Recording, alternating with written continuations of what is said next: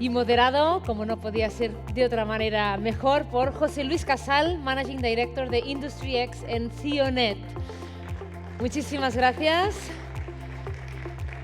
Gracias a todos por participar. José Luis, cuando quieras, todo tuyo. Muchas gracias.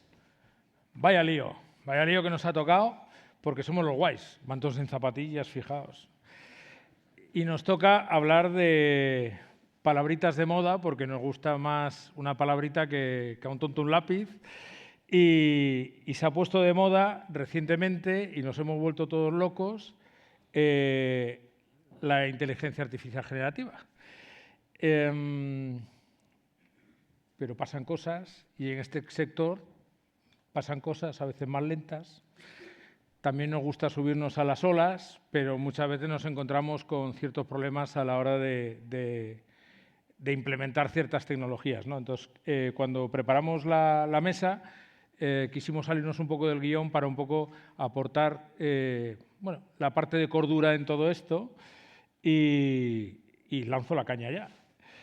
Por ejemplo, cuando un cliente se os acerca a vosotros y os pone sobre la mesa todas las palabritas de moda, ¿no? Y dice, yo quiero esto, quiero esto, quiero esto, quiero esto, vosotros decís, fenomenal, y empezáis a trabajar con él, ¿no? Y entonces os empezáis a encontrar cositas. ¿Cuáles son las cositas? Vale, a ver, nosotros desde NTT Data hemos empezado a trabajar con diferentes clientes desde diferentes perspectivas y sobre todo lo que hemos visto es que existen diferentes niveles de madurez. Hay algunos que tienen un nivel más incipiente, están empezando a experimentar, hay otros que tienen un nivel de madurez más elevado, ya están en una fase más de adopción y escalado de la IA, pero todos hablan de los famosos casos de uso. Casos de uso que son casos de uso unitarios inicialmente, pero que ya ahora, con la llegada del último paradigma en inteligencia artificial generativa, que es Agentic, ya se convierten no solamente en casos de uso unitarios, sino en orquestación de diferentes capacidades de inteligencia artificial generativa. Esa es una de los grandes puntos que estamos tratando ahora con los diferentes clientes de seguros. En cuanto a funciones, los casos de uso al final atacan a toda la cadena de valor de seguros, desde la contratación, la distribución, todo lo que tiene que ver con el análisis de riesgos y luego, por supuesto, la parte de operaciones cliente. Quizá es en este ámbito en el cual se están centrando más, precisamente porque es el ámbito que requiere más automatización, sobre todo utilizando tecnologías más agentic.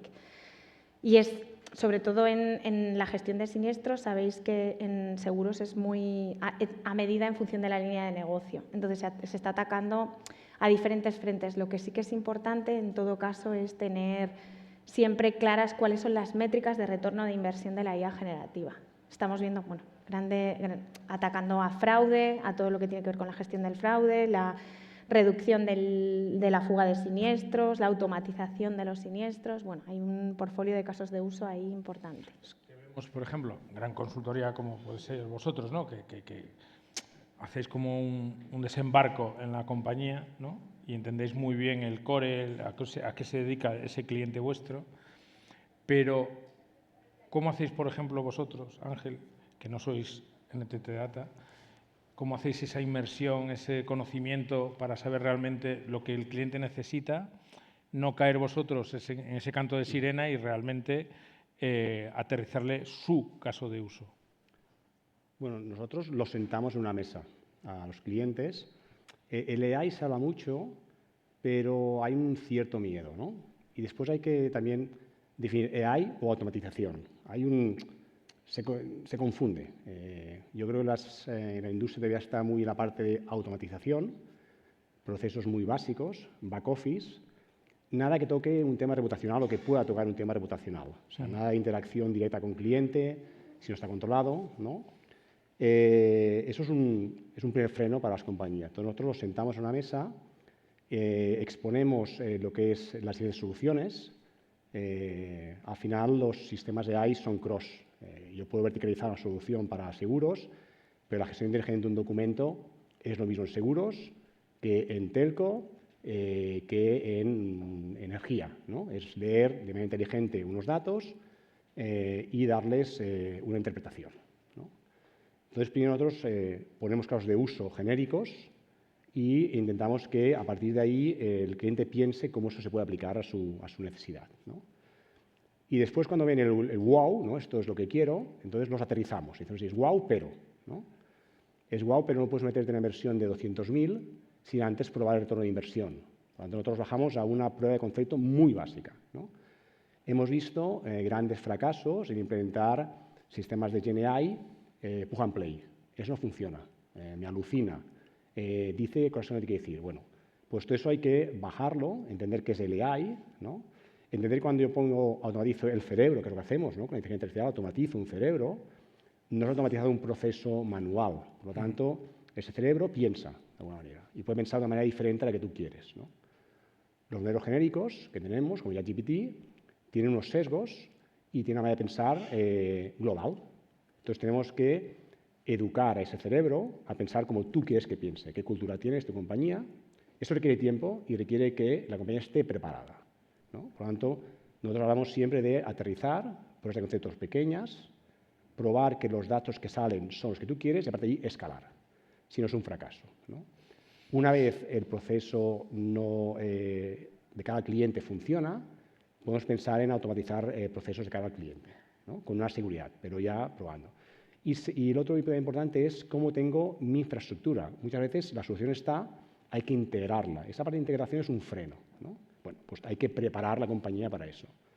Y otro cambio importante que decimos es, ¿tienes a la gente adecuada? Tu departamento de tecnología va a tener que cambiar. Entonces, todo eso lo ponemos en la mesa y hacemos que aterricen lo que dice el AI. Es el modelo que nosotros utilizamos para poder desplegar estas soluciones.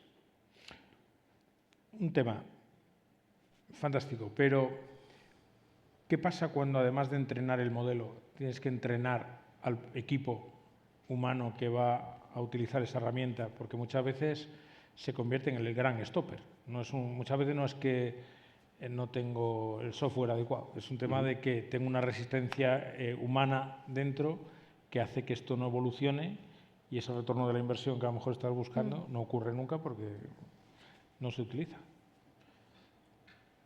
¿Quién se atreve a contestar? Yo creo que no quiero monopolizar si alguien quiere contestar.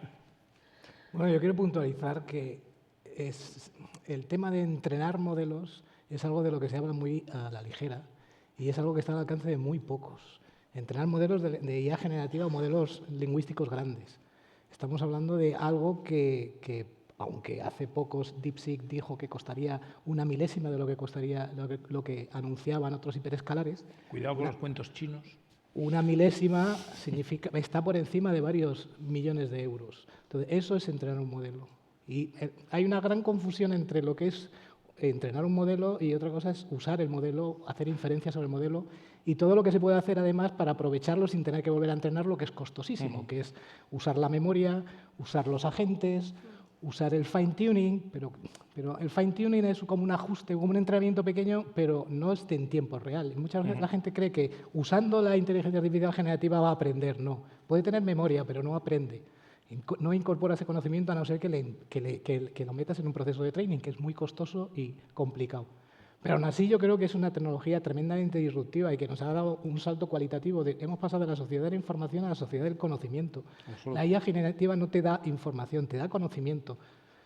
Todo tiene su lado bueno y lado malo, ¿no? Decía uno, con Google estás acostumbrado a que preguntas y tienes muchas respuestas y tú tienes que hacer la síntesis y la selección, tienes que usar tu criterio para seleccionar qué es lo que quieres. Cuando preguntas a ChatGPT o preguntas a nuestro Private GPT de Fujitsu o a cualquier otra tecnología, te da una respuesta. No te da esa opción de que tú tengas ese criterio. Y eso puede tener un lado bueno y un lado malo, como todo, ¿no? En la tecnología. Luego volvemos al stopper, que no me olvido. Pero en relación con esto, ¿cómo hacéis, por ejemplo, vosotros, ¿no? Que tenéis en esto mucha experiencia, para seguir el ritmo al que va todo esto? Porque ha pillado una velocidad esto que es una locura, cada cuarto de hora está... O sea, cuando terminemos, esto está desfasado. Pero... ¿cómo hacéis vosotros para conseguir convencer a una compañía de que necesita lo que le estáis ofreciendo, sabiendo que se va a desfasar muy rápido o que tiene que escalar de alguna manera en algún momento? Bueno, en primer lugar, como startup, O sea, tenemos que ver siempre el lado positivo, si no. Y la oportunidad. La oportunidad está claro que grandes corporaciones va todo tan rápido que a la gran corporación le cuesta estar al día, es normal. Imagínate a los clientes de esa gran corporación que se dedica a implementar, que también va a otro ritmo. Nosotros las decisiones las podemos tomar muy rápido, aún así tenemos que estar mega atentos. Y es verdad que con todo esto de la inteligencia artificial, en cierta manera hay veces que parece que hay un poco de hype, llámalo, pero sí que esta vez, igual que hay muchas tendencias, empieza a ver cosas diferentes, ¿eh? Y a nivel global, que el mundo es súper globalizado. La semana pasada, por ejemplo, estábamos en Londres. Tampoco había tenido tanta experiencia fuera, pero me estoy empezando a dar cuenta de la globalidad del mundo, que es totalmente real, y más si hablas de tecnología. Y lo que está pasando aquí hoy es lo mismo que está pasando en otros países, al mismo momento y de la misma manera y con las mismas inquietudes y preguntas, y eso es interesante. Entonces, nosotros lo vemos como una oportunidad que hasta para nosotros, siendo muy pequeños y muy versátiles, nos cuesta, imagínate para la gran corporación. Entonces, la gran corporación también ve que puede trabajar con una startup que antes ni se lo planteaba porque dice son los que más rápido actúan e implementan, pero luego, como tú bien dices, ni tú, cuando una startup como nosotros que nos dedicamos a hacer software, ahora queremos implementar IA. De hecho, llevábamos años implementando IA gracias a una subvención que nos dio el CETI de Neotec, ¿no? Entonces, nos gastamos más de 200.000 euros en implementar LLM propio y ahora llega la IA y llega ChatGPT, que llegó al final de 2022. O sea, hace nada. Entonces, tiene un recorrido y un impacto, yo cada vez más creo que más heavy, ¿eh? Que no estamos hablando de ninguna chorrada. O sea, nosotros creamos un software para vigilar, creamos un software que ahora estamos implementando en clientes que a día de hoy todavía utilizan un email y un teléfono. A día de hoy todavía, o sea, yo personalmente, Rafael Zurera, ha trabajado en las 2 corredurías más grandes del mundo, AON y Mars. Pues a día de hoy allí, en los líderes globales, se sigue negociando esos riesgos con email y teléfono. O sea, la competencia de mi tecnología es el email, el Outlook y el Gmail todavía. Y estamos hablando de IA. Entonces, si tú implementas software, que lo estamos haciendo y con éxito y cada vez mejor, ahora el software le tenemos que incorporar IA, que ahí está la oportunidad. Porque sí, desde mi experiencia, en el negocio que conozco razonablemente bien, porque estuve 10 años trabajando en esas grandes corredurías y en otras, entre AON y Mars, estuve en Raser, trabajando en una correduría mediana, que puede ser ejemplo de cualquiera de los que estén aquí. Y yo lo que veo en la IA y en el trabajo que hice durante 10 años va a impactar y mucho. Desde el lado del corredor, si todo avanza como lo veo, y desde el lado de la capacidad en Y, aseguradora, etcétera. Hay más de 200 mercados operando en España, por ejemplo. La interacción entre corredurías que negocian este tipo el negocio corporativo está intermediado en más de un 90% por un corredor. La iteración entre mercados aseguradores y corredurías, que es por email, la IA, lo que veo, esos agentes de inteligencia artificial, son avatares. O sea, yo podría tener en cualquier correduría un Rafael Zurera y un avatar que era como Rafael Zurera, que tengo que supervisar y que no es perfecto y que es verdad que ilusiona, pero hay que darle una vuelta. O sea, si todo avanza como está avanzando, después podrá iterar y cambiar, pero a día de hoy va a tener un impacto. Y además creo, esto es lo último que estoy hablando estos días que me encanta, es decir, lo bueno de la inteligencia artificial y la oportunidad que yo veo es que se va a forrar el que la crea, el que creó ChatGPT se va a forrar, ya se ha forrado, vale. Pero el que la implemente mejor, ahí hay una oportunidad muy buena. O sea, no es solo el que crea la tecnología, sino que ahora mismo con la IA lo que veo es quien la implementa mejor que el de al lado. Y en eso a mí me ilusiona un montón, porque hay una oportunidad, no solo en España, sino a nivel global, hiper interesante. Porque hay negocios que se mueven por email, que generan miles de millones de euros en el mundo, que estos agentes de inteligencia artificial y similares, que antes eran en el LLM, ahora ahí hay mucha oportunidad. Muchísima oportunidad. Luego te mando un fax. Que hace no tanto se mandaban fax. Antes del email era el fax, hace no tanto. Tú viviste el fax, ¿no? Yo viví el fax. Y el papel carbón también, pero... Entonces, tú viviste el fax y estás aquí hablando de inteligencia artificial, por tanto... Yo era en blanco y negro. Y con la regulación hemos topado. Que el sector seguros es el encorsetado, el que no puede hacer según qué, según cómo. ¿Qué podemos hacer?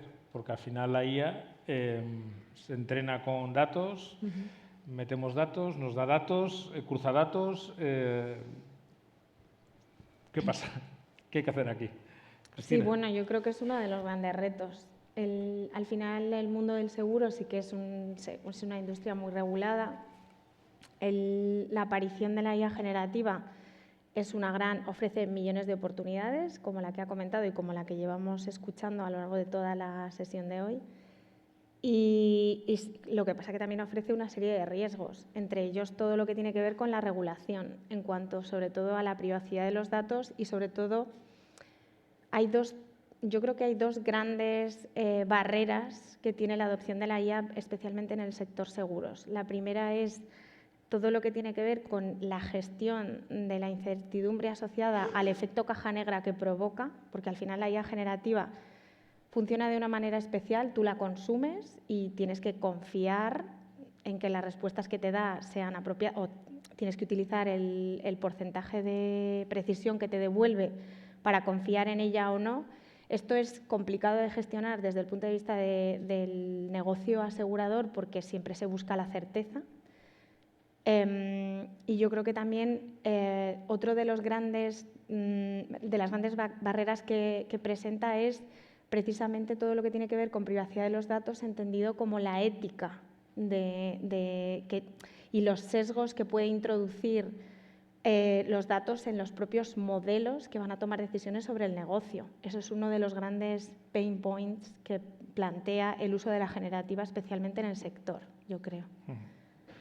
Ángel, en vuestro caso, ¿qué os encontráis por ahí? Yo la regulación no la veo como un stopper. La regulación está para todos. Entonces, tú puedes estar digitalizando siguiendo una regulación, ¿no? Estoy más que lo que decía Cristina, la parte de la ética del AI, ¿no? La ética de poner unos guardarraíles para que el AI diga lo que tiene que decir y cómo tiene que decirlo, ¿no? Dentro de los parámetros socialmente aceptados y cada sociedad pone sus parámetros, ¿no? Esas cajas negras muchas veces tienen unos sesgos predefinidos, ¿no? Esos sesgos los puedes asumir o no, y si no, hay que cambiarlos, ¿no? Entonces, pero yo creo que el AI, y tal vez digo algo que suene como poco, vamos a decir, en contra del negocio, hay que regularla, hay que regularla. Ya no regulación legal del seguro, la regulación de cómo utilizar el AI. Si somos realmente objetivos, y se habla poco de esto, el AI va a matar la fuerza laboral, seguro, si no la regulamos, ¿no? Entonces, yo creo que hay una parte ética de regulación de cuánto uso se puede de ese AI, ¿no? Que se use lo máximo que se pueda, pero cómo salvaguardamos, ¿no? el puesto de trabajo. Es así, o sea, no va a haber trabajo para todo el mundo si se automatiza todo. Repito, hasta ahora hemos automatizado una fuerza de trabajo que era una fuerza de tracción, ¿no? Y el mundo podía asumir un crecimiento generado de la productividad excesiva, ¿no? Eso va en contra de temas medioambientales, ¿no? Por lo tanto, hasta cuánto se puede crecer el mundo a nivel económico, veremos, pero el AI va a seguir. Y si tú no puedes crecer infinitamente, no puedes automatizar infinitamente, porque la gente no tiene trabajo. Entonces, para mí esa regulación es más importante a nivel social y de modelos de sociedades futuras, que no regulaciones porque un sector tiene una regulación determinada, ¿no? Yo la veo por esa parte, esa regulación, ¿no? Y creo que es bueno. O planteamos un modelo social completamente diferente. Entonces, el impacto social del AI, sea en el sector seguro, en el sector telco, en el sector de la vida, yo creo que es lo que se tiene que pensar, más allá de una regulación de cómo puedo crecer más, pues esa regulación no me deja. No, puedes crecer mucho, pero ¿qué haces con la gente? ¿No? Entonces, yo creo que es una cosa que tú me dices, no, me va a acompañar un copilot, habrá trabajo para todos. No, para todos no, porque no todo el mundo es técnico en AI, ¿no? Entonces, yo creo que la regulación que por ahí es una ética de AI para que todo se pueda preservar y tener una sociedad estable y segura, ¿no? Yo la veo por ahí la regulación. Vale. Ese debate da para mucho más de 7 minutos. Ha abierto el melón de Ahora hablar en ese 10 reloj, horas. por favor. No, bueno, yo la veo así la regulación. Cuando dicen, hablan de regulación, los mercados están regulados, pero es para todos. O sea, el que aplique mejor el AI con regulación, ganará, seguro. La regulación está, ¿no? Es el árbitro juega para todos. Ahora, ¿cómo regulamos una cosa que no sabemos, una tecnología que reemplaza el cerebro, que reemplaza la inteligencia, que reemplaza la estrategia, que reemplaza a las personas que piensan en sostenibilidad social. Bueno, esa es otro tipo de regulación, que es la que a mí me gusta hablar cuando hablamos de regulación NI. Y ahora voy a abrir otro melón, que es el tema de la privacidad de los datos, de la información con la cual se entrenan los modelos y todo eso. La IA, al final, tenemos modelos en los cuales accedemos a algo, nos conectamos ahí, pero también cabe la opción de tener el modelo instalado en nuestros propios servidores, y ahí vosotros, con Antonio, tenéis un proyecto que va en esa línea, tenéis claro que la información es de quién es y que se tiene que trabajar sobre ella, pero en local, ¿no? Nosotros ¿Quieres somos... contar un poco en Sí. qué consiste? Fujitsu está en el número 5 por patentes de IA, no IA generativa, IA en general en el mundo. O sea, llevamos trabajando muchos años, tenemos 100 años, casi 100 años de historia. Y somos unos firmes creyentes de que esta tecnología es completamente disruptiva y que va a ayudar. Como toda tecnología, tiene un lado oscuro, pero eso no depende de la tecnología, sino del humano y cómo la usa, ¿no? Pero eso siempre va a ocurrir. Pero creemos que si ves la parte positiva, va a ser o está siendo algo completamente disruptivo y puede ayudar mucho en muchas áreas. No tienes que darle el control de todo, tienes que regular su uso, perfecto, me parece muy bien, pero te va a ayudar de muchas maneras. El problema, y por eso nosotros sacamos esta solución, es decir, nosotros también hemos creado un propio modelo de lenguaje, pero para el japonés, porque ya no había esa necesidad, no estaba cubierta. Para el resto de idiomas ya hay muchos proveedores que están construyendo muy bien modelos fantásticos, no nos queríamos meter en ese negocio, pero encontramos cuando salieron las regulaciones que había un problema. Toda aquella pequeña o mediana empresa o gran empresa que quería garantizar cuando la privacidad y la soberanía de los datos no es negociable, la única opción que tienes es que te lo montas tú mismo. Y nosotros hemos hablado con varias aseguradoras grandes y sabemos que llevan años trabajando en ello y montándoselo. Pero montarte este collage de piezas que es la IA generativa, la IA en general, pero la IA generativa en particular, hacerlas que todas funcionen, que funcionen bien, que cubran las necesidades que tú quieres y que además estén constantemente evolucionando, porque esta tecnología está evolucionando, estamos en una burbuja ahora mismo y está evolucionando muy rápidamente, te consume muchos recursos que al final pues no los puedes retornar. Nosotros por eso decidimos construir eso, una IA generativa in a box, que fuese autónoma, independiente, que te garantizase que nada sale de ahí, que la puedes consumir sin que ni un bit salga fuera de tu organización y puedas disfrutar de las ventajas que te puede proporcionar esta tecnología sin tener que arriesgar la soberanía o la privacidad de ninguno de tus datos. Okay. Evidentemente, lo que tengas en un box no te va a dar las mismas prestaciones que a veces algunos preguntan, no, pero ChatGPT te da mejor. Bueno, ChatGPT tiene una infraestructura que cuesta mantenerla 35.000 millones al año. Claro. Si tú te compras un servidor que cuesta 100.000, evidentemente no vas a tener lo mismo, obviamente, pero puedes hacer muchas cosas en local y otras cosas que no requieran esa privacidad o esa soberanía, las puedes consumir en la nube. Nosotros no luchamos contra la nube, simplemente cubrimos una necesidad que no la cubren, que la única forma de cubrirla es que te la hagas tú mismo en casa. Y simplificamos porque nosotros te damos la plataforma y te la mantenemos y te la evolucionamos, el correctivo y el evolutivo durante 1, 3 o 5 años. Más de 5 años es tontería porque en 5 años no sabemos dónde va a estar esta tecnología, ¿no?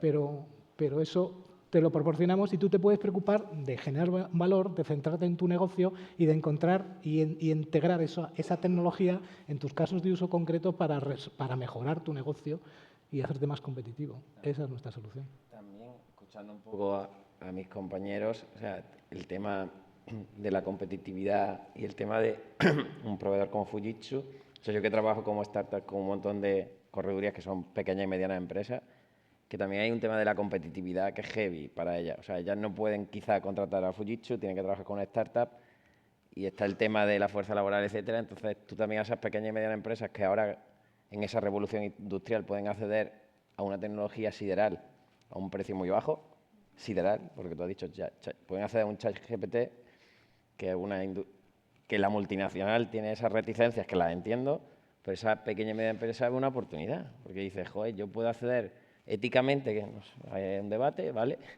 Pero yo soy una pequeña y media empresa y tengo que competir. Entonces, si tengo que competir con mis peers y mis multinacionales, si el que paga Fujitsu es la multinacional y yo soy una pequeña y media empresa, tengo una oportunidad ahí, ¿eh? O sea, y pasa, ya te lo garantizo. Es más, deberían de verlo más claro, porque yo lo vería. como emprendedor que soy. Nuestro producto está creado como es el motor sobre el que se pueden crear soluciones para empresas. Y de hecho, Pequeñas y medianas. Claro, nosotros no vendemos en directo, vendemos a través de canal. Entonces son los partners los que están en contacto con los clientes y los que entienden sus necesidades y adaptan los casos de uso usando nuestra tecnología. O sea, es una solución puede ser muy para interesante. pequeñas y medianas empresas, aunque también para grandes. Puede ser bueno. Minuto y medio. Una frase. Vuestra apuesta de caso de uso de IA en seguros para el próximo año. Para el próximo año, O 2 años. no sé. O sea, yo... Mañana. No. O sea, no, yo creo que el software ha automatizado procesos. Y es verdad que a veces se confunde la automatización de procesos con la inteligencia artificial, etcétera. Eso es verdad. Pero sí creo que en el próximo año, si todo avanza como hasta ahora estamos viendo, la inteligencia artificial va a crear una posibilidad para que quien mejor la implante se diferencie del resto, ya sea una gran corporación o una empresa pequeña o mediana, no pongo un tamaño, se va a conseguir diferenciar muy mucho del resto si todo avanza como sigue avanzando, que luego puede cambiar. De hecho, todo el mundo habla del metaverso, ahora nadie habla del metaverso. No creo que pase con la inteligencia artificial, sinceramente, por lo que se ve. Si eso sigue así en esa tendencia, esto no va de...